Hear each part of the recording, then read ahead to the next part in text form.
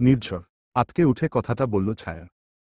নির্ঝর ছায়াকে হুট করেই এমনভাবে টেনে তুলেছে যে ছায়া তার দু হাতে বেশ ব্যথা অনুভব করেছে। নির্ঝর হঠাৎ পাগলের মতো করে ছায়াকে বোরখা পরতে বলল। বাসায় যাব। নির্ঝর। ছায়া প্রশ্ন করো না, যা বলছি তাই করো। নির্ঝর রাগ দেখে ছায়া চুপ হয়ে যায়। নির্ঝরের কথা মতো তারা রওনা হয়।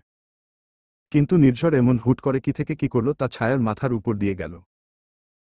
আদনান যখন তার পার্সোনাল প্লেন থেকে নামল, নির্ঝর তখন ছায়াকে নিয়ে তার লোকাল ফ্লাইটে উঠল। দুজন দুজনের খুবই কাছে ছিল, কিন্তু কেউ কাউকে দেখতে পেল না। প্লেনে নির্ঝর একদম চুপচাপ বসে আছে। ওকে দেখে ভীষণ রাগী মনে হচ্ছে। ছায়ার ইচ্ছে হচ্ছে প্রশ্ন করছে, কিন্তু নির্ঝরের রাগ সম্পর্কে ছায়া ভীষণ ভালো করে জানে, তাই চুপচাপ নির্ঝরের মতের সাথে তাল মিলিয়ে চলছে। নির্ঝর ছায়া যে রিসর্টে ছিল সেখানের প্রায় সবটুকুই লান্ড ভণ্ড করে দিয়েছ আদনান। আবার সেই সুবর্ণ সুযোগ হাতছাড়া করলাম আমরা। শেষ হয়ে গেল সব। নির্ঝর দেশে চলে গেছে। নির্ঝর দেশের মাটিতে পা দিল কতটা শক্তিশালী হতে পারে তা শুধু আমি জানি।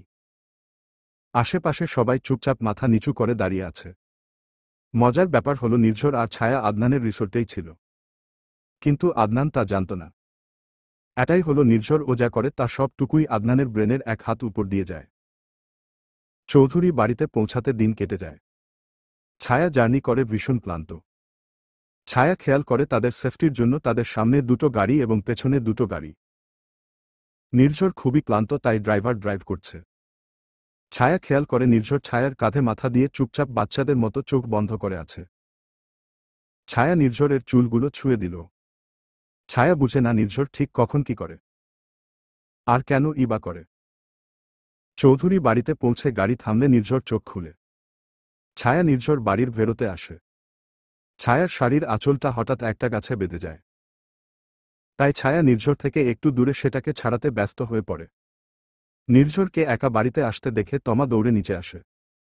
খুশিতে আত্মহারা হয়ে বলতে থাকে, ভাইয়া আপনি এসেছেন। ছায়াকে কোথায় মাটি দেওয়া হলো। নির্ঝর তমার মুখে এ কথা শুনে রক্তচক্ষু নিয়ে তমার দিকে তাকায়। তমা বুঝতে পারে সে কি বলে ফেলেছে, তাই হাসি মুখটা চুপসে যায় তার। কি বলছিস আপু? হঠাৎ ছায়া নির্ঝরের পাশে এসে কথাটা বলে। তমার চোখ রসগোল্লা হয়ে যায় ছায়াকে দেখে।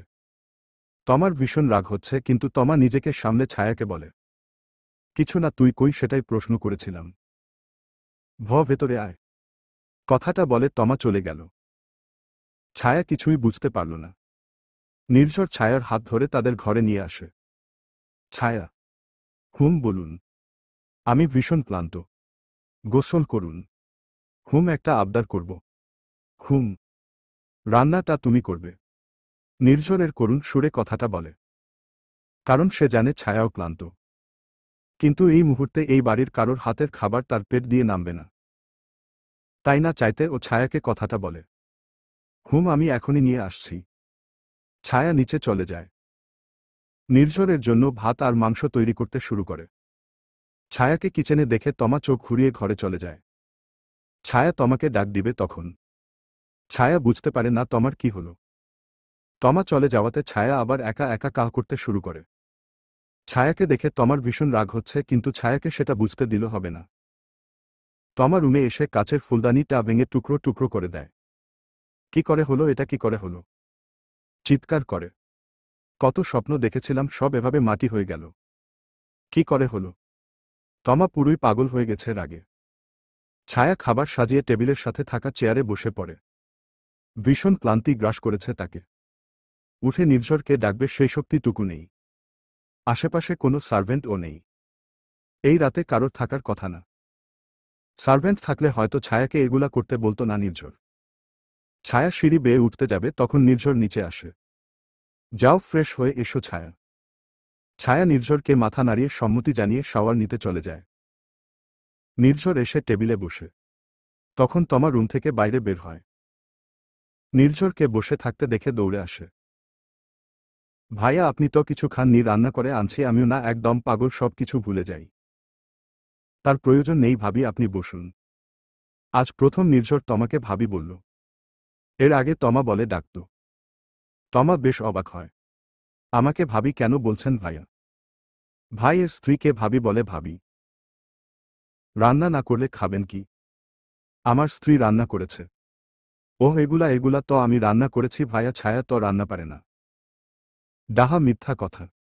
ভাবি রান্না যদি আপনি করতেন তবে আবার রান্না করার কথা বলতেন না।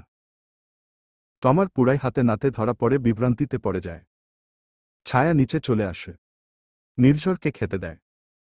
আর আবিরও আসে। ভাইয়া আপনিও বসুন। ছায়া: হ্যাঁ, আমিও সকাল থেকে কিছুই খাইনি। আবির ফ্রেশ হয়ে খেতে বসে।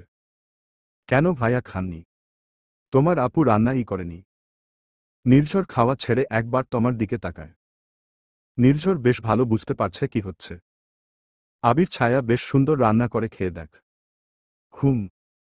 আবির খাবার মুখে দিয়ে ছায়ার প্রশংসায় পঞ্চমুখ। তা দেখে তমা সেখানে থেকে রাগী মুড নিয়ে উঠে যায়।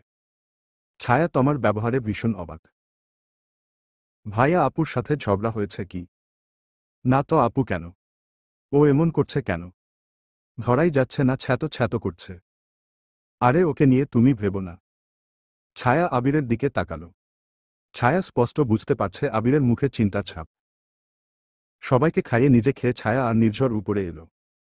রুমে এসে ছায়া বিছনার এক কোণে নিজেকে গুটিয়ে শুয়ে পড়ে। কিছু সময় পর নির্ঝর দেখতে পায় ছায়া কিছুটা শীতে শাড়ির ভেতর ঢুকে গেছে একদম। নির্ঝর গিয়ে এসিটা একটু কমিয়ে ছায়ার গায়ে চাদর টেনে দেয়। তারপর নিজে ছায়াকে জড়িয়ে ঘুমিয়ে যায়। ছায়াকে জড়িয়ে নির্ঝর পরম শান্তি অনুভব করে। চোখ বন্ধ করে ছায়ার চুলের ঘ্রাণ অনুভব করলে অসম্ভব সুন্দর একটা ফিলিংস আসে নির্ঝরের। নির্ঝর ছায়াকে সারা জীবন এভাবে আঁকড়ে ধরে বাঁচতে চায়। ঠিক এভাবে সারা জীবন কাটিয়ে দিতে চায়। মালদ্বীপ থেকে ফিরে সোজা নিজের ঘরে গিয়ে দরজা বন্ধ করে নিজেকে আটকে নিয়েছে আদনান।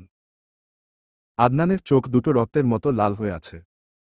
হাতের কাছে কিছুই সুরক্ষিত নাই, তার সব ভেঙে চুরমার করে দিয়েছে সে। ভয়ে আদনানের কাছে কেউ আসতে পারছে না। আদনানের রাগ সম্পর্কে সবাই খুব ভালো করে অবগত। আদনানের মা আদনানের কাছে আসতে চাইল, কিন্তু আদনানের রাগের কাছে সেও নিরুপায়। নিরাশ হয়ে সে আদনানের বাসা থেকে বেরিয়ে এলো। আবির খেয়াল করছে তমা কেমন অস্থির হয়ে আছে। কিন্তু এবার তমার অস্থিরতা দেখে আবির তমাকে কিছু বলল না। উল্টো মুখ করে ঘুমিয়ে পড়ল। আবিরের সত্যি আর সহ্য হচ্ছে না তমার ব্যবহার। রাত গড়িয়ে দিন হল। নির্ঝর ঘুম থেকে উঠে ছায়াকে নিজের বুকের মধ্যে বাচ্চাদের মতো গুটিয়ে থাকা অবস্থায় আবিষ্কার করে।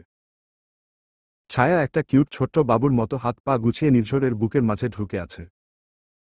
নির্ঝর মৃদু হেসে ছায়াকে সরাতে চেষ্টা করে। কিন্তু ঘুমের ঘোরে মেয়েটা নির্ঝর কে আর ও আষ্টেপৃষ্ঠে জড়িয়ে ধরে। নির্ঝরের মাথায় তা দেখে একটা দুষ্টু বুদ্ধি আসে। নির্ঝর ছায়ার নাক ঠোঁট টানতে শুরু করে। ঘুমের মাঝে এমন আকামের শিকার হয়ে ছায়া এক পর্যায়ে চোখ খুলে বিরক্ত চোখে তাকিয়ে পড়ে। কি সমস্যা? ঘুম ঘুম সুরে। উঠো। একটু পরে। না, একটু পরে না, উঠো, আমার চেম্বার আছে। না। কি না? চেম্বার নাই। তোমার কথা মতো। হয় আমি না আপনার বউ। চুপ থাকেন এবার। ছায়া নির্ঝরের ঠোঁট বন্ধ করে দেয় দু আঙুল দিয়ে। নির্ঝর অবাক ছায়ার কাজে। নির্ঝর ছায়ার হাত সরিয়ে ছায়াকে আবার ডাক দেয়। উফ, আমার মাথা যন্ত্রণা হচ্ছে। নির্ঝর ঘুম ঘুম সুরে। কেন? ঘুমের ঘাটতি। আবারও সেই একই সুরে। তো আমাকে এখন কি করতে হবে? আমাকে এভাবে জড়িয়ে শুয়ে থাকেন, আমি একটু ঘুমাই। আর জ্বালাবেন না। কথাটা বলে ছায়া আবার ঘুমিয়ে যায়। নির্ঝর ছায়ার কাণ্ড দেখে কিছুটা শব্দ করে হেসে দেয়। পাগলি একটা। না, ঘুম। ছায়া আবার নির্ঝরের ঠোঁট আটকে দেয়। এবার নির্ঝর ছায়াকে আরও জোরে জড়িয়ে শুয়ে পড়ে। ছায়ার চুলের ঘ্রাণ, ছায়ার বন্ধ চোখের মায়াবী মুখ, সব মিলিয়ে এক অপরূপ সুন্দরী নারী। সকাল 11টা বেজে গেছে। তমা খাবার টেবিলে শাশুড়ি মায়ের সাথে বসে আছে। অনেক সময় ধরে কিছু বলবে বলবে বলে হাত মুচড়ে যাচ্ছে তমা, কিন্তু সাহস হয়ে উঠছে না। তমার এ অবস্থা দেখে তমার শাশুড়ি বলে উঠে, কিছু বলবি তমা? মা, আসলে এত সকাল হয়ে গেল। ছায়াও আসলে না ভাইয়া, ও আজ বের হলো নচচ, তো ভাইয়ার চেম্বার ছিল। তাতে কি কোনো সমস্যা হয়েছে তমা? না। তবে কাল এসেছে ক্লান্ত, তাই ঘুম হয়তো। মা, আসলে কি বলতে চাইছো তমা? তোমার মুখে এসব কথা মানায় না। চোখ রাঙিয়ে কথাটা বলল মিসেস চৌধুরী। মিসেস চৌধুরী এর চোখের দিকে তাকিয়ে তমা চুপ হয়ে গেল। মিসেস চৌধুরী চলে গেল উপরে। তমা বসে রইল। আবির ও তমাকে তেমন ভাও দিচ্ছে না। কিছু সময় পর নির্ঝর আর ছায়া নেমে আসে নিচে।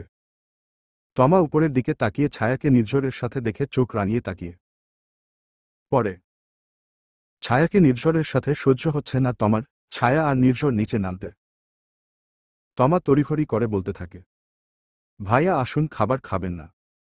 সকাল থেকে বসে আসি আপনার জন্য। কিরে আপু, আমার জন্য করিসনি নাকি? ছায়ার কথায় তমা উত্তর দিল, না রে, তুই খাবি না আমি তাই ভাবছি। আর এত বেলা পর্যন্ত ঘুমিয়ে থাকলে কে তোর জন্য খাবার নিয়ে বসে থাকবে? তমার কথায় ছায়া বেশ কষ্ট পেল। কিন্তু নির্ঝর তমার কথাকে তোয়াক্কা না করে ছায়াকে উদ্দেশ্য করে বলল, ছায়া, ব্রেকফাস্ট তৈরি করো যাও। কেন ভাইয়া, আমি তো করেছি। আমার স্ত্রী এর জন্য যে খাবার না সে খাবার আমার জন্যও না। নির্ঝর কথায় তমা উত্তর না দিয়ে উপরে চলে যায়। ছায়া গিয়ে খাবার তৈরি করে আনে। নির্ঝর আর ছায়া মিলে খেয়ে নেয়। ছোট থেকে, সেই ছোট থেকে তোকে যখন মা এনেছিল তখন থেকে তুই আমার পছন্দের জিনিসগুলো নিয়ে বেড়াচ্ছিস। আমি তখন থেকে তোর থেকে আমার পছন্দগুলো বাঁচিয়ে রাখছি। কিন্তু কি করব এখন? তুই যে আমার নির্ঝরকে পুরাই কেড়ে নিয়ে গেছিস ছায়া। আমি কি করে তোকে সহ্য করব? সহ্য করতে পারছি না তোকে। নির্ঝরের পাশে তনাই। আ যেদিন আমি নির্ঝরকে প্রথম প্রেমের প্রস্তাব দিয়েছিলাম ও আমায় সেদিন তোর জন্য রিজেক্ট করেছিল। যার জন্য ওর ভাইকে ফাঁসালাম। আর সেই তুই আমার নির্ঝরকে কেড়েই নিলি ছায়া। তুই কেড়ে নিলি আমার থেকে। তমা নিজেকে সামলাতে পারছে না। আশেপাশের সবকিছু তছনছ করে দিতে মন চাইছে তার। তমা চুপচাপ বসে ভাবতে থাকে অতীতের কথা। তমা তখন ছোট কিন্তু বুঝতে শিখেছে। ছায়া ছিল এতিম। তাদের চাচা চাচির একমাত্র 1 বছরের সন্তান ছায়া। ছায়ার মা বাবা হঠাৎ একটা অ্যাক্সিডেন্টে মারা যায়। সেদিন ছায়াকে ছায়ার মা বাবা তমার মা বাবার কাছে দিয়ে গিয়েছিল। কারণ তাদের কোনো কাজ ছিল ইম্পর্ট্যান্ট। তমা যেহেতু বড় আর ছায়া তখন কোথাও বলতে পারে না 1 বছর 2 মাস বয়স বাচ্চাটার। তাই তমার মা ছায়াকে রেখে দেয় নিজের কাছে। ছায়াকে রেখে দিয়ে অনেক বড় বিপদ থেকে ছায়াকে রক্ষা করে তারা। তমার মা ভাইয়া ভাবির মৃত্যুতে ভীষণ কষ্ট পায়। সে ছায়াকে নিজের মেয়ের সাথে বড় করার সিদ্ধান্ত নেয়। এতে অবশ্য তমার বাবার কোনো আপত্তি ছিল না। তমা তখন বেশ বড় সবই বুঝে। তাই ছায়াকে সে আপন করে নিতে চাইত না। কিন্তু তমার মায়ের একটাই কথা ছিল, ছায়া যে আমাদের পরিবারের না এটা যেন কেউ কখনো জানতে না পারে। এভাবে ছায়া বড় হয় তমার মা বাবার কাছে তমার বোন হিসাবে। ছায়া আজও এক কথা জানে না। ছোট থেকে তমা মনে করত ছায়া তমার ভাগে ভাগ বসিয়েছে। শুধুমাত্র ছায়ার জন্য তমার মা বাবা দ্বিতীয় কোনো সন্তান নেননি। ছায়াকে সময় দেবার জন্য। সব কিছু তমার ভীষণ খারাপ লাগত। তমা ছোট থেকেই ছায়াকে সহ্য করতে পারত না। এভাবে ছায়া তমা বড় হতে থাকে। আর তমার মধ্যে এই কথাটা আরও বড় জায়গা করতে থাকে। এভাবে চলতে থাকে দিন। ছায়ার ছোট থেকে স্বপ্ন ছিল ও ডক্টর হবে। পড়ালেখায় ও ভালো ছিল সে। সব সময় ছায়া বড় বড় ডক্টরদের দেখত। তাদের বলা কথা মোটিভেশন সে ফলো করত। এভাবে চলতে চলতে একসময় ছায়া একটা ম্যাগাজিনে নির্ঝরকে দেখতে পায়। নির্ঝর সম্পর্কে পড়ে ছায়ার ভীষণ ভালো লাগে নির্ঝরকে।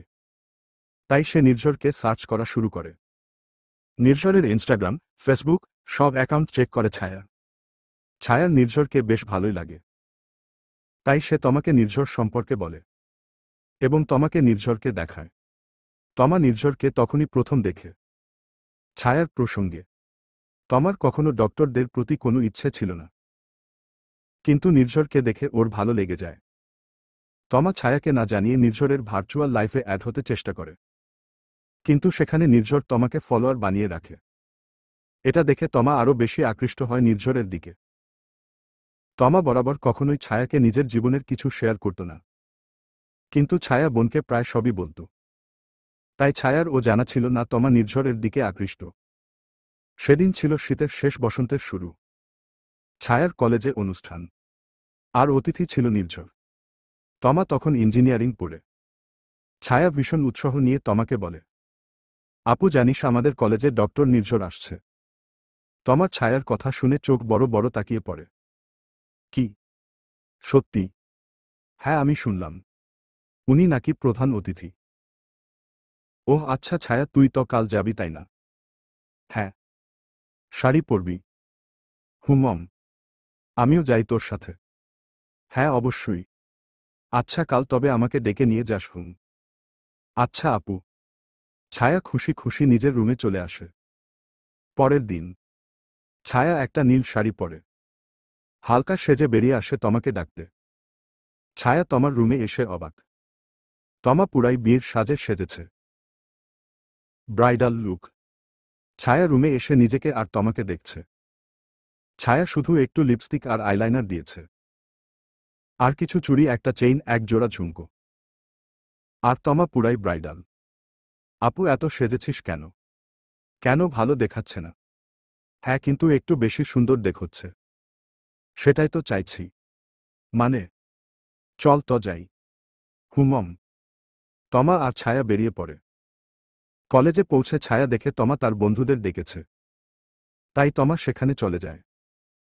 এদিকে ছায়া তার একমাত্র কাছের বান্ধবীকে বলেছে, আমার আপু আসবে, তোর সাথে যেতে পারবো না। ছায়া তমার দিকে তাকিয়ে মৃদু হেসে ভেতরে চলে আসে। আসতেই ওর দেখা হয় রুহির সাথে। রুহিও ছায়ার মতো হালকা সেজেছে। এই মেরি জান। ছায়া কখন এলি? মাত্র। ও আপু কই? ও ওর বন্ধুদের সাথে। রুহি বুঝতে পারে ছায়ার কষ্টটা, তাই রুহি বলে, ওরে মেরি জান, তোর ক্রাশ আজ কলেজে আসবে, একটু হাস না। আমার সন্টুমন্টু। রুহির মুখে সন্টুমন্টু শুনে ছায়া হেসে দেয়। চল ওদিকে যাই, কলেজটা আগে ঘুরে দেখি। আচ্ছা চল। রুহি আর ছায়া চলে যায়। এদিকে কলেজে অনুষ্ঠান শুরু হয় এবং নির্ঝর ওর পৌঁছে যায়। তমা নির্ঝরের দিকে তাকিয়ে পুরাই অবাক। এ তো ছবির থেকেও সুন্দর ছেলেটা। তমা, তোর জীবন মরণ এই নির্ঝরই। তমা নির্ঝরের দিকে খেয়াল করতে থাকে।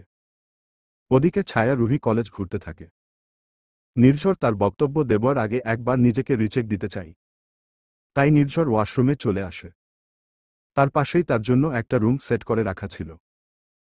তমা নির্ঝরকে ফলো করতে করতে সেই রুমে চলে যায়। এদিকে রুহি, আমার না কুচি খুলে যাচ্ছে, চল ওয়াশরুমের। হুম চল যাচ্ছি। রুহি আর ছায়া ওয়াশরুমের দিকে চলে আসতে থাকে। যেহেতু এটা গার্লস কলেজ তাই আলাদা কোনো ওয়াশরুম নাই। ছায়া আর রুহি ওয়াশরুমের সামনে চলে আসে। নির্ঝরের গার্ডরা তাদের খেয়াল করেনি কারণ তারা কিছুটা দূরে ছিল। রুহি। হুম। আমি না, আমার ব্যাগটা ওই গাড়িতে রেখে এসেছি। আমার কিছু সেফটিপিন লাগতো, একটু এনে দিবি? হুম ওকে। রুহি চলে যায়। ছায়া ওয়াশরুমের দরজা খুলে। ভেতরে ৫-৬টা ওয়াশরুম আর তার বাইরে বেসিন। ছায়া ভেতরে কাউকে না পেয়ে ভাবল কেউ নেই, তাই নিজের কুচি ঠিক করতে লাগল। কিন্তু ঠিক করতে গিয়ে আরও বেঠিক হয়ে যাচ্ছে। ঘুর, এটা কি করে? আল্লাহ, মা তুমি কই? তুমি কে? ছায়া কুচি ধরেছিল, হঠাৎ একটা ছেলে কণ্ঠ শুনতে পেয়ে হাত থেকে সব কুচি মাটিয়ে পড়ে গেল। আর আয়নার দিকে চোখ গেল। নির্ঝর ভ্রু কুচকে তাকিয়ে আছে ছায়ার দিকে। নিজের এই অবস্থায় নির্ঝরের সামনে পড়ে ছায়া পুরাই বিভ্রান্তিতে পড়ে গেল। কি করবে কিছুই বুঝতে পারছে না সে। কি সমস্যা তোমার, ওভাবে তাকিয়ে আছো কেন? এই মানে আমি সরি, আমি জানতাম না কেউ আছে। নির্ঝর ছায়ার দিকে এগোতে গেলে কাছে। ছায়া চিৎকার করে কথাটা বলতে গেল, কিন্তু অর্ধেক বলার সঙ্গে সঙ্গে নির্ঝর ছায়ার মুখ চেপে ধরল। কি সমস্যা? চোখ রাঙিয়ে। মম। নির্ঝর ছায়ার দিকে তাকিয়ে ছায়ার মুখের শব্দ ভুলে যায়। মায়াবী কোনো পরী তার সামনে নেমে এসেছে। চোখের উপরের লাইনারের কলো লাইনটার জন্য চোখ দুটো তার বড় দেখাচ্ছে। ছায়া বেশ কিছু সময় পর নির্ঝরের রেসপন্স না পেয়ে নির্ঝরের পেটে গুঁথা দেয়। নির্ঝর ব্যথা পেয়ে সরে আসে। হাঁটো মেয়ে, বেয়াদব নাকি? ধরেই রেখেছেন, ছাড়ছেন ই না, কি করব তা? দম নিয়ে নিয়ে। তোমাকে আমি। হঠাৎ নির্ঝরের ডাক আসে। পরে দেখে নিব। কথাটা বলে নির্ঝর বেরিয়ে যায়। ছায়া এখনো ভ্যাবলার মতো তাকিয়ে আছে। এই বেডি, এই তুই এখনো কুচি ধরে দরজা খুলে দাঁড়িয়ে আছিস। আর এখানে ডক্টর নির্ঝর ছিল। হুম। কি বলি শুনি, তোকে এভাবে দেখেছে? হুম। ইয়া আমার আল্লাহ, ব্যাককল মেয়ে, তুই দেখবি না? কি করব বল? কাদো সুরে। কি আর করবি? রুহি দরজা বন্ধ করে ছায়াকে শাড়ি পরিয়ে দিতে লাগল। ওদিকে নির্ঝর তার বক্তব্য শেষ করল। স্যার, আপনার বক্তব্য দেওয়ার জন্য ধন্যবাদ। আপনাকে অসংখ্য ধন্যবাদ আমাদের সাথে থাকার জন্য। আপনি একটু রেস্ট নিন, আপনার জন্য কিছু ছোট্ট ব্যবস্থা করেছি, ওগুলো প্লিজ গ্রহণ না করে যাবেন না। প্রিন্সিপাল স্যার নির্ঝরকে কথাগুলো বলে হাতে হাত মিলাল। নির্ঝর আর প্রিন্সিপালকে না করল না। তার আরও একটা উদ্দেশ্য ছিল, অবশ্য ছায়ার খোঁজ করা। নির্ঝরের জন্য প্রস্তুত করা রুমটিতে নির্ঝর গেল। সে গিয়ে হঠাৎ একটা মেয়েকে দেখতে পেয়ে অবাক হল। কে আপনি? আমি তমা। খুশি খুশি হয়ে বলল। আমাকে দিয়ে কাজ? আপনার জন্য অপেক্ষা করছিলাম, আমি আপনার অনেক বড় ফ্যান স্যার। ধন্যবাদ স্যার, এটা সেলফি তুলতে পারি? জি না, আমি কোনো প্রফেশনাল অ্যাক্টর না যে সেলফি নিবেন, সরি। নির্ঝরের না শুনেও তমা চুপচাপ সেখানে নির্ঝরের দিকে তাকিয়ে আছে। আর কিছু বলবেন? জি, ফেসবুকে ফ্রেন্ড হতে পারি প্লিজ। নির্ঝর কিছু চিন্তা করে বলল। ওকে। তমা নির্ঝরের সাথে অ্যাড হল। আর কিছু না বললে আপনি আসতে পারেন। নির্ঝরের কথায় তমা অপমান বোধ করল এবং সেখানে থেকে চলে গেল। এসেই সোজা ছায়াকে না নিয়ে গাড়িতে করে নিজের বাসায় চলে এল। এদিকে নির্ঝর কিছুটা শান্ত হয়ে সেখানে বসে রইল। কিছু সময় পর সব টিচাররা চলে আসে। নির্ঝর তাদের সাথে কথার প্রসঙ্গে ছায়ার খবর শুনে নেয়। তমা আপু তো ফোন ও ধরছে না, ছায়া এবার কি করবি? তুই চলে যা, রুহি, রাত হয়েছে। ধুর, এমন বললে হয়, আমি তোকে বাসায় নিয়ে যাই, চল। রুহির বাসা একদিকে, ছায়ার বাসা অন্যদিকে। ছায়ার বাসার দিকে রাতের সময় একা যাওয়াটা ঠিক নয়, কিন্তু রুহির বাসা পুরাই একটা নিরাপদ জায়গায়, যার জন্য রুহি চাইছে ছায়াকে নিয়ে যেতে। আরে না, বাবাকে ফ্যান করি। ছায়া তার বাবাকে ফোন করে। হ্যালো বাবা। হ্যাঁ ছায়া, বল মা। বাবা, আমি না কলেজে ফেসে গেছি, নিয়ে যাবে আমাকে বাসায়। তমা ছিল তোর সাথে মা? বাবা, আপু মনে হয় বাসায় চলে গেছে আর ফোন তুলছে না। কি বলছিস, তোকে একা ফেলে তমা চলে গেছে? বাবা, তুমি ভুল বুঝো না, আমি কি করব সেটা বলো। মা তুই বসতে লাগ, আমি আসছি, আমি আসলে ডিউটিতে আছি। ছায়ার বাবা একজন এসআই। সে এখন ফোর্স নিয়ে একটা ডিউটিতে আছে। তাও মেয়ের ফোন পেয়েছে, এখন তাকে জলদি সব শেষ করতে হবে। কিন্তু মাঝ থেকে বেঁধেছে আরেক বিপত্তি। যে ঔষধের দোকানে রেড দিয়েছে সেখানের মালিক পগার পার। এদিকে ছায়া রুহিকে পাঠিয়ে দিল। নিজে অপেক্ষা করছে বাবার। কিন্তু প্রায় 1 ঘন্টা হতে চলল, বাবার কোনো খোঁজ নাই। এবার বাবা ফোন তুলছে না। ছায়ার এবার একা একা ভয় হতে লাগল। ইয়া আল্লাহ, কি করব আমি? ছায়া ভয়ে জড়সড় হয়ে বসে আছে। নির্ঝর টিচারদের বিদায় জানিয়ে বেরোতে গেলে ছায়াকে দেখতে পায়। এত রাত করেছে, মেয়েটা বাসায় যায়নি কেন? নির্ঝর ভ্রু কুঁচকে ছায়ার দিকে এগিয়ে গেল। গিয়ে দেখে ছায়া কাঁদছে। নির্ঝর বিভ্রান্তিতে পড়ে গেল। কি হয়েছে তোমার, কাঁদছো কেন? আপু চলে গেছে, ফোন ধরছে না, বাবাও আসছে না, আমি কি করে যাব বাসায়, ভয় হচ্ছে আমার।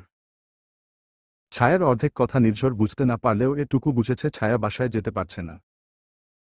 নির্ঝর ছায়াকে টেনে ওর চোখের পানি মুছিয়ে দেয়। পাগল মেয়ে, কাঁদছো কেন? আমি তো আছি, চলো বাসায় দিয়ে আসব। আমি কি আপনাকে চিনি নাকি? চেনা লাগবে না, চলো। নির্ঝর ছায়া নিয়ে ওর বাসায় আসলো। আর ছায়ার মায়ের হাতে ছায়াকে তুলে দিল।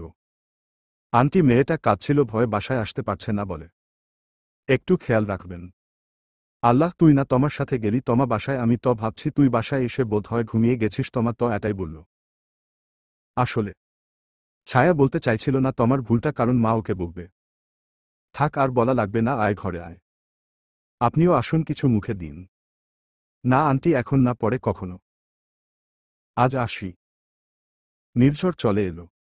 ছায়া নির্ঝরের যাওয়ার দিকে তাকিয়ে রইল। নির্ঝরের জন্য একরাশ ভালো লাগা কাজ করতে লাগলো ছায়ার মনে। সেদিন তমা নির্ঝরকে দেখেছিল। নির্ঝরের ছায়াকে পৌঁছে দেওয়াটা তোমার বিন্দু মাত্র সহ্য হচ্ছিল না। তাও সহ্য করেছিল কারণ তার কাছে কোনো উপায় ছিল না। এভাবে কাটতে থাকে দিন। নির্ঝর ছায়াকে মাঝে মাঝে ফোন করে। নির্ঝরের ক্লান্তি দূর হয়, ছায়ার সাথে কথা বলে। ছায়াও কথা বলে। ছায়া ধীরে ধীরে নির্ঝরকে ভালোবেসে ফেলে। নির্ঝরের ক্ষেত্রে ও ব্যতিক্রম নয়। কিন্তু নির্ঝর কখনো ছায়াকে বলেনি এই না বলাটাই সবথেকে বড় ভুল ছিল। বিয়ের আগে নির্ঝরের এমন ব্যবহারের রহস্য ধীরে ধীরে ফাঁস হবে।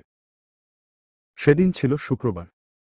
তমা নির্ঝরকে ফেসবুকে প্রপোজ করে, কিন্তু নির্ঝর তমাকে ব্লক করে, যার জন্য তমা আবিরকে টার্গেট করে।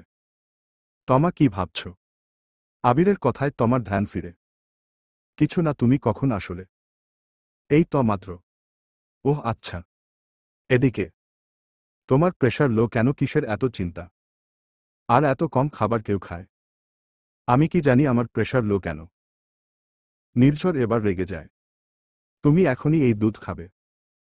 আরে ভাই, আর যা কিছু খেতে বলে খেয়ে নিবে, এগুলা খাবো না আমি প্লিজ। ছায়া, তুমি এত বাচ্চাদের মতো কেন করো? রেগে গিয়ে বলল নির্ঝর। প্লিজ, ভীষণ নরম কণ্ঠে। না কেন প্লিজ নাই?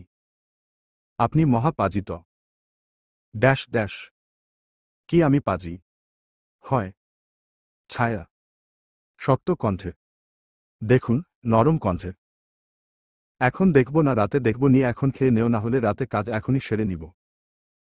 নির্ঝরের কথার মানে বুঝতে পেরে ছায়ার চোখ রসগোল্লা হয়ে গেল। কি ওভাবে তাকিয়ে আছো কেন? আপনি ভীষণ খারাপ। কথাটা বলে ছায়া গ্লাসটা নিয়ে দুধটুকু খেয়ে নিল। বাহ বউ লক্ষ্মী তাহলে। হুয়া। ছায়া বেঞ্চি কেটে ওয়াশরুমে চলে গেল। আর নির্ঝর সেখানে বসে হাসতে লাগল। পাগল মেয়ে। ওয়াশরুমের দরজা ফাঁকা করে দেখতে চাইছি ঘরে কেউ আছে কিনা। মরণের মরণ শাড়ি আনতে ভুলে গেছি। তার উপরের মরণ ভালো এক মানুষের সাথে বিয়া দিচ্ছে, মায়ের শাড়ি না পরলে নাকি হবে না। এমনি পিছিয়ে একটা মানুষ তার উপর শাড়ি চাপায় দিচ্ছে। আমি উকিঝুঁকি মারছিলাম, সেই তখনই হঠাৎ নির্ঝর আমার মুখের সামনে জামা ধরল। নপ, শাড়ি পরতে হবে না, কষ্ট করে জামাই পরো। আর জলদি বাইরে এসো, পড়ালেখা করতে হবে। নির্ঝর গম্ভীর গলায় কথাটা বলল। আমি একটু মুখ বের করে তাকিয়ে জামাটা নিয়ে আবার দরজা লাগিয়ে দিলাম। ভালো হোক মন্দ হোক সে তো আমারই। ছায়া কথাটা বলে জামা পরে নিল। কিছুক্ষণ পর বেরিয়ে এলো। নির্ঝর চুপচাপ বসে আছে। হলো তোমার? হুম। এসো পড়তে বসো, অনেক দিন হলো কিছুই পড়ালেখা হয় না, কলেজ বন্ধ, এখন পড়ালেখা করতে হবে আমার কাছে, সামনে মেডিকেল পরীক্ষা দিতে হবে। আপনি পড়াবেন আমাকে? এক্সাইটেড হয়ে। বাবা পড়ার জন্য এক্সাইটেড কি? না পড়ার জন্য কি কেউ এক্সাইটেড হয় নাকি? আপনি পড়াবেন তাই এক্সাইটেড। আচ্ছা তাই নাকি? এসো তাহলে বসো। নির্ঝর ছায়াকে পড়তে বসায়। ছায়া বেশ অনেকটা সময় স্টাডি করে। যেহেতু তারা পড়ালেখা করছে তাই তাদের রুমের দরজাটা খোলা। তমা নিজের রুম থেকে বেরিয়ে এদিক ওদিক হাঁটাহাঁটি করছিল। কিন্তু তখনই সে দেখতে পায় নির্ঝর আর ছায়ার রুমের দরজা খোলা। তমা তাদের রুমের দরজার সামনে এসে লুকিয়ে দাঁড়ায়। ছায়া নিচু হয়ে লেখা করছিল। একটা প্রশ্ন। নির্ঝর ছায়ার মাথা নিচু থাকায় দেখতে পেল বাইরে থাকা তমাকে। নির্ঝর কিছু না বলে ছায়াকে তুলে হঠাৎ তার উপর উবু হয়ে শুয়ে তার ঠোঁট আঁকড়ে ধরল। হঠাৎ এমন কিছু হবে তা ছায়া কল্পনা করতে পারেনি। কি হলো তাই বুঝতে পারেনি কিছু সময়ের মধ্যে। তমা নির্ঝরের এমন কাজ দেখে চোখ বড় বড় করে তাকিয়ে পড়ে। রাগে হাতের কাছে থাকা ফুলদানি ফেলে দেয়। বাইরে শব্দ হওয়ায় ছায়া হাত মুচারাতে থাকে ছাড়ার জন্য, কিন্তু নির্ঝর আরও আঁকড়ে ধরে ছায়াকে। ছায়া পুরাই ফ্রিজ। তমা এগুলা দেখে রেগেমেগে চলে গেল। তমা যেতে নির্ঝর ছায়াকে ছেড়ে দেয়। ছায়া জলদি তড়িঘড়ি করে উঠে যায়। নির্ঝরের হাসি পাচ্ছে, কিন্তু তাও গম্ভীর গলায় বলল, সরি, লেখো, প্রশ্নটা লেখো। ছায়া নিশ্চুপ। চুপচাপ নির্ঝর থেকে একটু সরে পড়তে বসে। নির্ঝর তা বুঝতে পেরে হেসে দেয়। ছায়া চুপচাপ পড়া করে দেয়। বেশ অনেকটা সময় পড়ালেখা করে নির্ঝর ছায়াকে পড়া দিয়ে ছেড়ে দেয়। ছায়া উঠে বাইরে চলে আসে। বেশ অনেকটা সময় পড়ালেখা করাতে একটু রেস্ট দরকার। ছায়া বাইরে এসে নিচে চলে আসে। নয়লা বেগম বসে আছে সোফায়। আসসালামু আলাইকুম মা। ওয়া আলাইকুম সালাম। কি খবর ছায়া? এই তো মা ভালো, আপনি কই ছিলেন এই 2 দিন? আমি তোমার এক আন্টির বাসায় গেছিলাম। আন্টির বাসায়? হ্যাঁ। Dash dash. কিন্তু আপনার যে কোনো বোন নাই? হ্যাঁ নাই, ও আমার খুব কাছের এক বান্ধবী। ওহ আচ্ছা। কিরে ছায়া, বাইরে চলে এলি যে? কেন? না ঘরে তো ভালোই কাজ করছিলি, কিছুটা ঠ্যাস মেরে। আমি পড়াছিলাম আপু ওনার কাছে। কি তুই পড়ালেখা করছিলি? তুই এমন বলছিস কেন? সত্যি আমি পড়তেছিলাম। তুই? তমা তুমি কি শুরু করেছ? মা আমি কি শুরু করলাম? কি না শুরু করলে যাও আবিরের কাছে যাও, ওর কিছু লাগবে কি শুনো। শাশুড়ি মায়ের ধমকে তমা রুমে চলে যায়। আর ছায়া ব্যাবলার মতো তাকিয়ে রয়, কি হলো কিছুই বুঝতে পারছে না সে। এদিকে উপরে পকেট এক হাত গুজে নিচের সব দৃশ্য দেখছিল নির্ঝর। তমা চলে যাওয়াতে একটা বাঁকা হাসি দিয়ে ছায়াকে ডাক দেয়। ছায়া।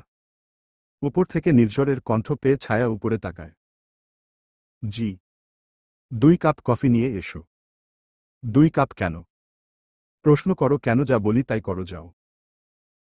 নির্ঝরের কথায় ছায়া গিয়ে কফি বানাতে বসে। গিয়ে 2 কাপ কফি বানিয়ে উপরে আসে। কিন্তু রুমে নির্ঝর নাই। বেলকনিতে উকি দিয়ে দেখে নির্ঝর পকেট হাত দিয়ে বাইরের দিকে তাকিয়ে। ছায়া গিয়ে পেছনে থেকে নির্ঝরকে কফির কাপ দেয়। নির্ঝর ছায়ার থেকে কফিটা নিয়ে একটা চুমুক বসায়। অন্যটা তোমার। আচ্ছা। ছায়া নির্ঝরের পাশে দাঁড়িয়ে বাইরের দিকে তাকিয়ে আছে। বাতাসে ছায়ার চুলগুলো উড়ে একটা দুটো নির্ঝরের মুখে লাগছে। নির্ঝরের তাতে ভীষণ ভালো লাগছে। ছায়াকে এভাবে পাশে পেতে চায়।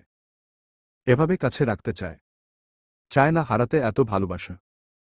শুধু নির্ঝর ইনা, পৃথিবীর কেউই চাইবে না এমন ভালোবাসাকে হারাতে। সত্যি ভীষণ ভালোবাসে নির্ঝর ছায়াকে। ছায়া। জি। ভালোবাসো আমায়।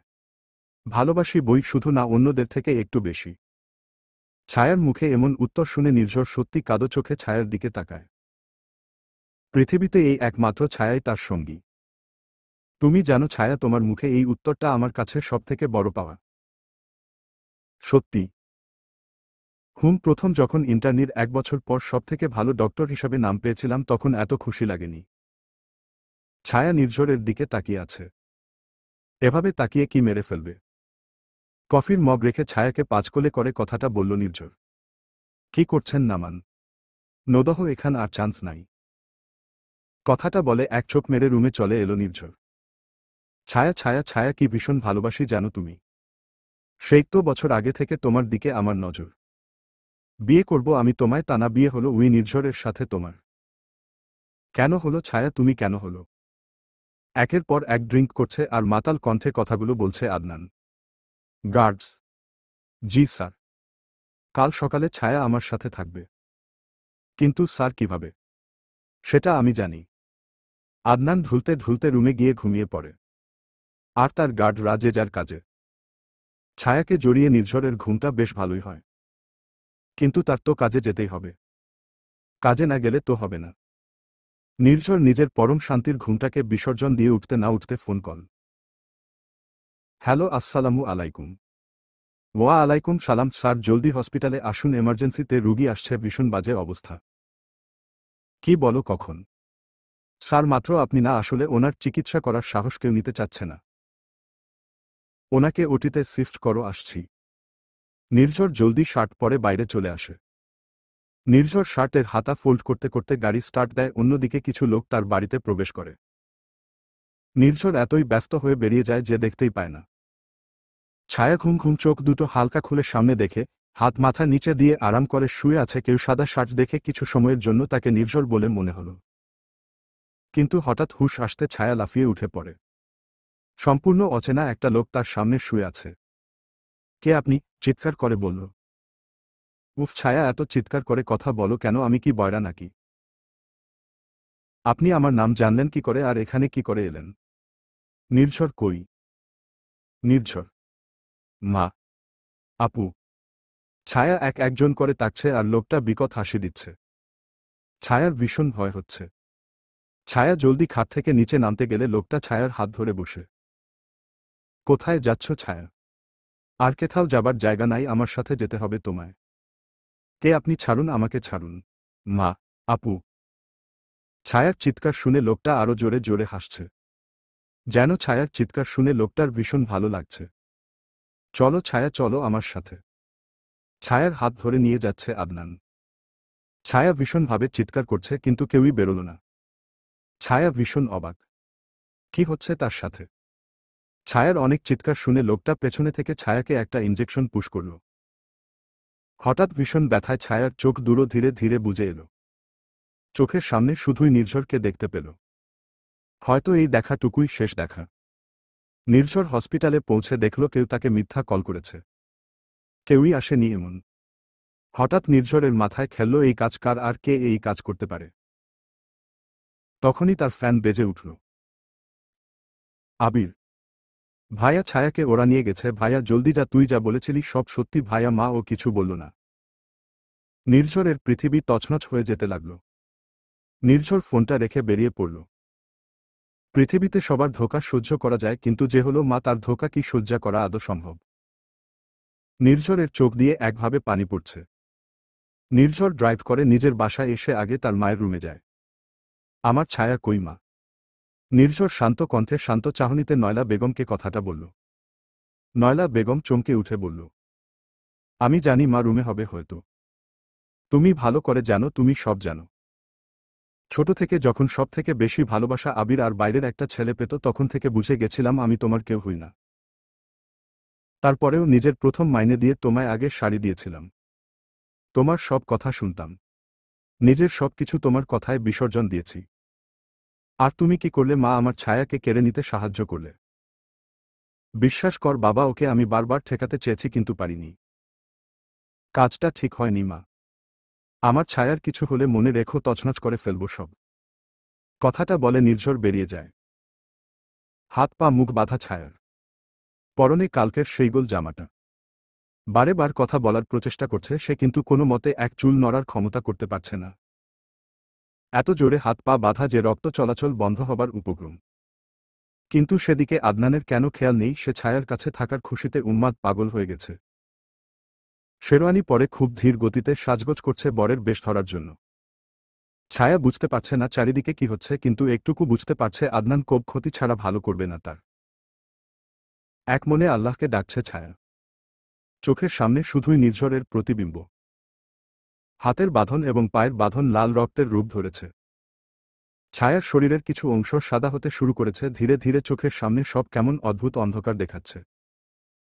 এই একটা আলোর ঝলকানি মাথার মধ্যে বাজে একটা শব্দ, আর চোখের সামনে কালো কালো। প্রচুর পরিমাণে প্রেশার লো হওয়াতে ছায়ার মাথা একদিকে ঢুলে পড়ে। চোখ বন্ধ হয়ে যায় একদম। চোখের সামনে ছায়াকে এভাবে বসে থাকতে দেখে আদনান একটা বেনারসি নিয়ে ছায়ার মাথায় পরিয়ে দেয়। ঘোমটা তুলে দেয়। কাজী, বিয়ে পড়ানো শুরু করুন। কিন্তু কন্যার এই অবস্থায় বিয়ে হবে না তো? ভয়ে ভয়ে কাজী কথাট বলল। কি বললি তুই? আমার মুখের উপর কথা বলার সাহস তোকে কে দিয়েছে? যা বলেছি তাই কর। কাজী ভয়ে ভয়ে আবারও বলে, বলছিলাম মেয়েটার অবস্থা ভীষণ খারাপ, ওকে একটু দড়ি ডিল করে দিল হতো না? এই বুড়ো, যা বলছি তাই কর, না হলে তোর খবর আছে। এত সাহস তোকে কে দিয়েছে আমার মুখে কথা বলার? আমি দিয়েছি। হঠাৎ পেছনে থেকে খুব চেনা একটা কণ্ঠ শুনে আদনান চমকে যায়। ফুল ফোর্স নিয়ে এগোচ্ছে নির্ঝর। ছায়ার এমন অবস্থা দেখে নির্ঝরের মাথায় রক্ত উঠে যায়। পাশে থাকা একটি চেয়ার এমনভাবে তুলে ফেলে যে সঙ্গে সঙ্গে চেয়ারটা খণ্ড খণ্ড হয়ে বিভক্ত হয়ে যায়। আদনান শের দাঁড়ায়, তার সব লোক বাইরে পড়ে আছে। নির্ঝর কিছু না বলে ছায়ার বাঁধন খুলে ওকে পাঁচ কোলে করে নিয়ে আসে। আদনান সেখানে পড়ে রয়। নির্ঝর ছায়াকে নিজের বাসায় নেয় না, এমন এক জায়গায় নেয় যেখানে কেউই থাকে না। তাদের বাংলো বাড়িতে। নির্ঝর ছায়ার ট্রিটমেন্ট শুরু করে। বেশি কিছু সময় পর টিপ টিপ করে চোখ খুলে ছায়া। চোখ খুলতে সামনে নির্ঝরকে খাবার হাতে দেখতে পায়। নির্ঝরকে দেখে ছায়ার ভেতরে প্রাণ আসে।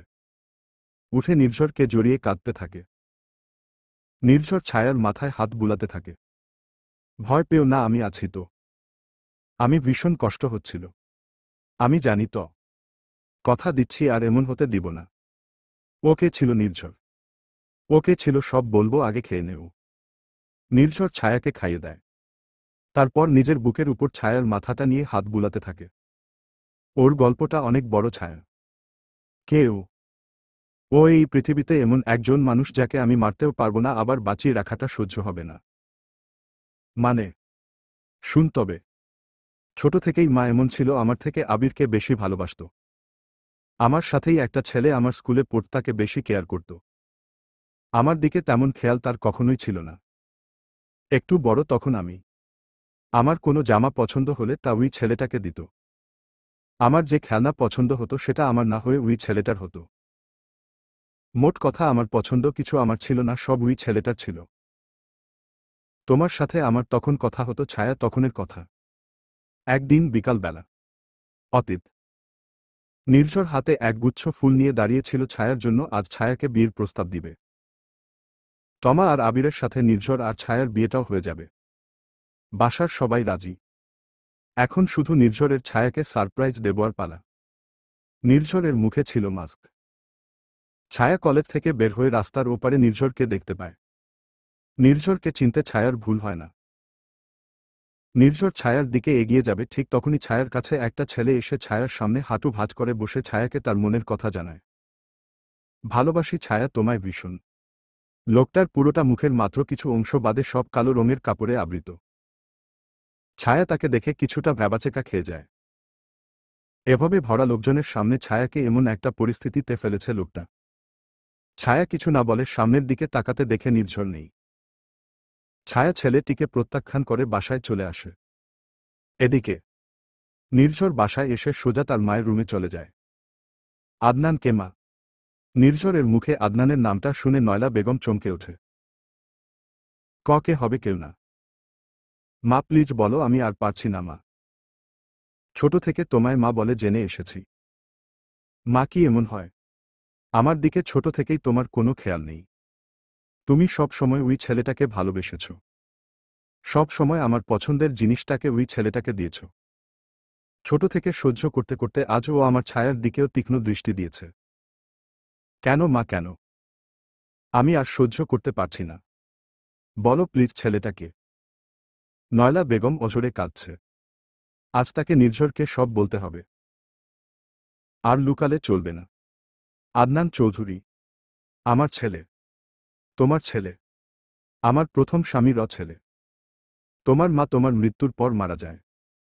তোমার ছোট ভাই আবিরের যেদিন জন্ম সেদিন তোমার মা মারা যায়। তুমি তখন ছোট। তোমার বয়সী আমার আদনান। আদনানের বাবাও বেঁচে নেই তখন। তোমার বাবা আমাকে তোমার ঘরে তুলে শর্ত ছিল, তোমাদেরকে ছেলের মতো মানুষ করতে হবে। আর আদনানকে একা অন্য বাড়িতে রেখে ওর যাবতীয় সমস্ত খরচ দিতে। তখন রাজি না হয়েও উপায় ছিল না। আমার কাছে কোনো চাকরি ছিল না, আদনানকে মানুষ করার কোনো উপায়ও ছিল না। ধীরে ধীরে আমি তোমাদের মা হওয়া শুরু করলাম। আর আমার আদনান একা বড় হতে লাগল। ছোট থেকে ওর ধারণা হতে লাগল তুই ওর সব শান্তি কেড়ে নিচ্ছিস। আমাকে তুই কেড়ে নিয়েছিস। কারণ তুই সব সময় আমার সাথে সাথে থাকতি। ওর সব সময় এমন ধারণা ছিল। একা একা থাকতে থাকতে ও মেন্টালি ব্যালেন্স হারিয়ে ফেলে। আমি যখন বুঝতে পেরেছি ওর মস্তিষ্ক ঠিক নেই তখন অনেক দেরি হয়ে গেছে। ডক্টর বলে ওকে এভাবে বাঁচতে হবে। আমার আদনান এমন ছিল না। ওকে যদি আমি একা না রাখতাম। কিন্তু কি করতাম, আমার কাছে আর কোনো উপায় ছিল না। ওর ছোট থেকে এই ধারণা তুই ওর সব কেড়ে নিচ্ছিস। তাই সব সময় তোর পছন্দের খেলনা ওকে দিতাম। তোর পছন্দের শার্ট ওকে দিতাম। ওর সব জিদ পূর্ণ করতাম। কিন্তু তাও ও তোর ভালোবাসার জিনিসগুলো কেড়ে নিতে চেয়েছে। ও যদি ছায়াকে না পায় তবে ও ছায়াকে মেরে ফেলবে। আর ওর এই ক্ষমা ও ছোট থেকে তৈরি করেছে। আমার দেওয়া অজস্র টাকা আর নিজের বুদ্ধি, দুই মিলে ও আজ বিগড়ে গেছে। ছোট থেকে ওর জিদটাকে যদি প্রশ্রয় না দিতাম তবে আজ এ দিন দেখতে হতো না। আমাকে তুই ক্ষমা কর বাবা। নয়লা বেগম কাঁদছে। তার পরিস্থিতির কথা কল্পনা করে নির্ঝর ও কষ্ট পাচ্ছে। কিন্তু কি করবে সে? এই মুহূর্তে ছায়ার জীবন মরণ সংকট। নির্ঝর তাই চাইছে না ছায়ার সাথে ওর বিয়েটা এই মুহূর্তে হোক। নির্ঝর আদনানকে মেরে ও দিতে পারছে না। পরের দিন সকালে সারা রাত নির্ঘুম কাটিয়েছে নির্ঝর। চোখের সামনে শুধু ছায়ার প্রতিবিম্ব। সত্যি নিজেকে বড় অসহায় বলে মনে হচ্ছে নির্ঝরের। কি করবে সে? আজ তমা আর আবিরের বিয়ের দিন পাকা হবে। আবির আর নির্ঝর ও যাবে। নির্ঝর নিজেকে গুছিয়ে নেয়। রওনা দেয় ওরা ছায়াদের বাসার উদ্দেশ্য। ওদের যাবার পর খাওয়া দাওয়া শেষে তমার আবিরকে আর নির্ঝর ছায়াকে একটা আলাদা ঘরে পাঠানো হয়। সেখানে ছায়াকে কড়াভাবে নির্দেশ দেয় নির্ঝর যাতে বিয়েটা না করে ছায়া। কিন্তু কিছু সময় পর নয়লা বেগম রুমে আসে। দেখো ছায়া, কথাগুলো একান্ত তোমার আমার। জি বলুন আন্টি। তুমি নির্ঝরকে বিয়ে না করলে তমা আর আবিরের বিয়েটাও হবে না। কি বলছেন আন্টি? নির্ঝর আমাকে চায় না। ও তোমায় চায় কিনা চায় তা আমি দেখতে চাইছি না। বিয়েটা তুমি করবে, এটাই হবে। নির্ঝরের মায়ের এই কথা নির্ঝর জানত না। নয়লা বেগম চেয়েছিল ছায়ার বিয়েটা হোক যাতে আদনানকে সে সামলাতে পারে। কিন্তু ইতে বিপরীত হল। আদনান আগে থেকে আরও ভয়ানক হয়ে গেল। এখন তার ছায়া ছাড়া কোনো কথাই নেই মুখে। শুধু একটাই জেদ, ছায়াকে হাসিল করা। বর্তমান নির্ঝের বুকের মাঝে শুয়ে শুয়ে ছায়া সব কথা শুনছিল। নিজের অজান্তেই ভয়ে বুকের মধ্যে ধপধপ করছে। নির্ঝর কে আর ও শক্ত করে জড়িয়ে ধরে ছায়া। কখন দূরে যাবে না তো? বেঁচে থাকতে না। ছায়া নির্ঝরের বুকে মাথা গুজে চোখ বন্ধ করে। নির্ঝর মাথায় বিলি কেটে দিচ্ছে ছায়ার। কিছুক্ষণের মধ্যে ছায়া ঘুমের দেশে চলে যায়। ছায়ার অস্তিত্ব বুকের মাঝে পেয়ে নির্ঝর ও ঘুমিয়ে যায়। সকালে সূর্য চোখের উপর পড়তে ছায়ার মনে হচ্ছে নির্ঝর ওর পাশে নেই। চোখ দুটো খুলতে সামনের দৃশ্যটা দেখার জন্য ছায়া মোটেও প্রস্তুত ছিল না। চলবে ইনশাআল্লাহ।